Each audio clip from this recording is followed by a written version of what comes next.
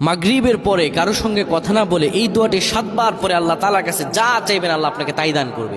অভাবে আছেন, ঋণগ্রস্ত আছেন, মাথায় টেনশন, ঋণের বোঝা, বাড়িতে থাকতে পারতেছেন না, আল্লাহ সব আপনার পেরেশানি দূর করে দেবে ইনশাআল্লাহ। যদি আপনি আমলটি করতে পারেন, আমল মানুষের জীবন বদলিয়ে দেয়, আমল মানুষের জীবনকে পরিবর্তন করে দেয়। আল্লাহ তাআলা আপনার সব দোয়া কবুল করে নেবেন ইনশাআল্লাহ।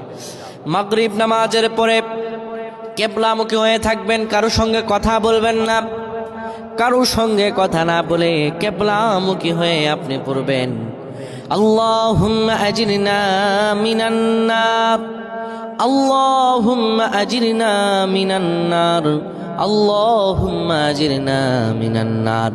যদি এটি আপনি মাগরিব নামাজের পরে কারোর সঙ্গে কথা না বলে পড়ে 7 বার পরে দুটি হাত তুলে আল্লাহর কাছে দোয়া করেন, আল্লাহ জাহান্নামের আগুন থেকেও বাঁচাবেন এবং আল্লাহ আপনার সব দোয়াগুলো কবুল আর মঞ্জুর করে নেবেন। আল্লাহুম্মা আমিন।